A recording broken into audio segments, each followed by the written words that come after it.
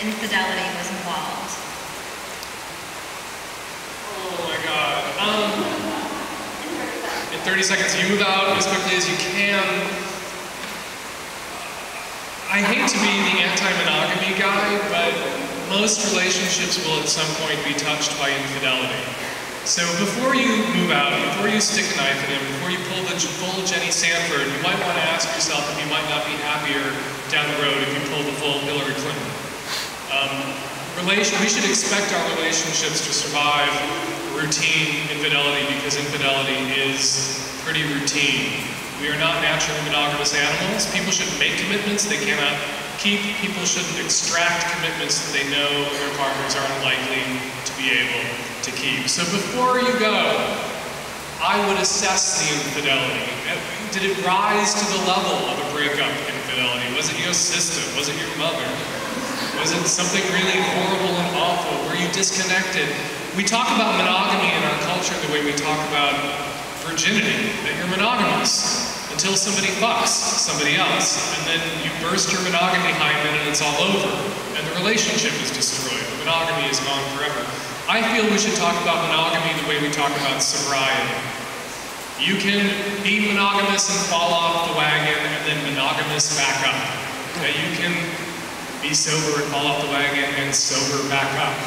Because ultimately, our relationships and our love should be stronger and more enduring and matter more to us than just our partners never seeing anyone else naked ever again for 50 years. So before you leave, think, but if you must go, go quickly. In a relationship, is one person obliged to disclose his or her past with a mutual friend or acquaintance? Yes.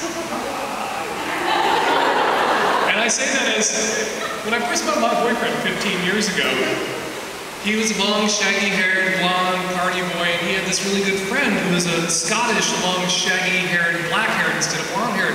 And the two of them together were just so cute. And the first question on my mouth was, you guys ever, because I'd like to watch, have you guys ever? And he's assured me that no, they have never. 12 years later, it comes out that they have. I wasn't mad, I was like, why didn't you tell me? What were you afraid of? So yeah, I think you should disclose. Unless your partner's a jealous psychopath, in which case you should. Two more. It would seem that adolescents and teenagers today would know a lot about sex, contraception, and STD prevention. Is that true? No. We live in a very sex-negative culture, and the culture makes a virtue of being ignorant about sex. The less you know, the more natural your sex is going to be.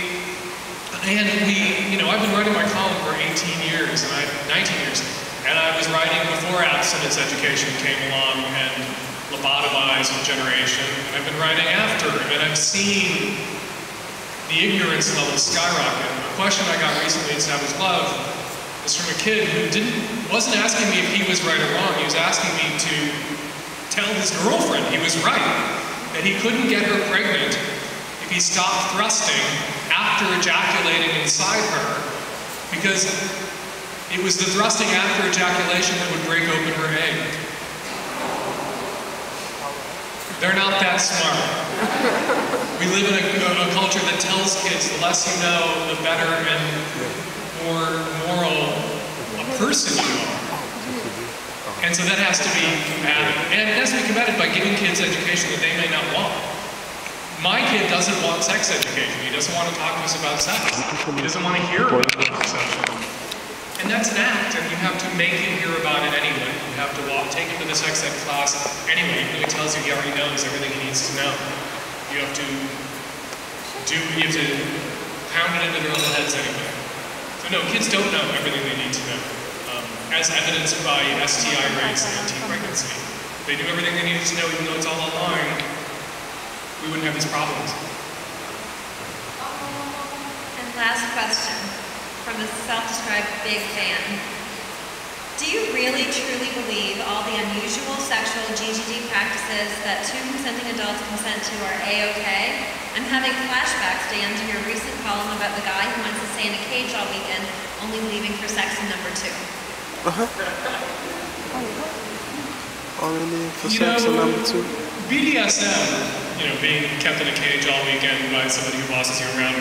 It's really just cops and robbers for grown-ups with your pants off and orgasms. What's not to love about that? If it makes somebody happy and fulfilled, and they have a consenting partner who enjoys it or takes pleasure in giving pleasure, it's all good.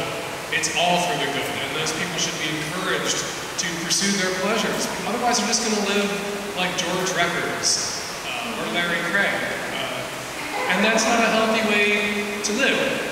There are certainly sex practices that are not to my tastes that I write about.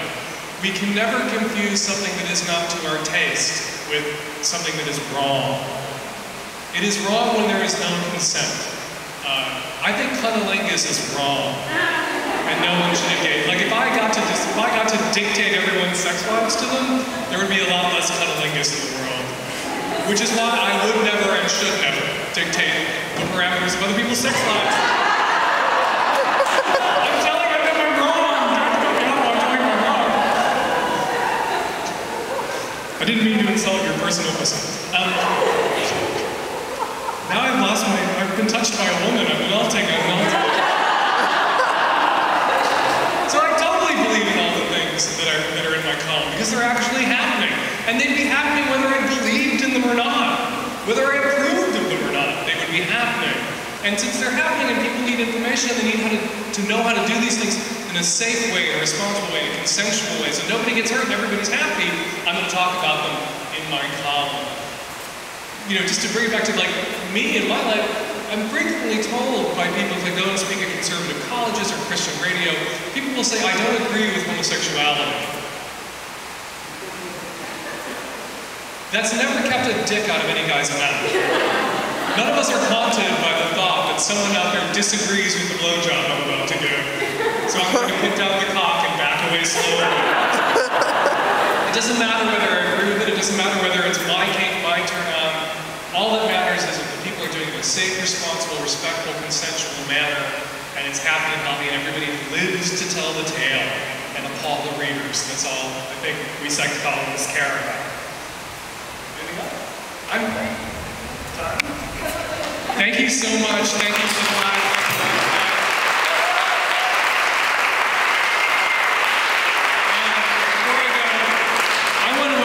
This Ann Landers plaque to Debbie, so that everybody who writes it, have you got an award for your advice column yet?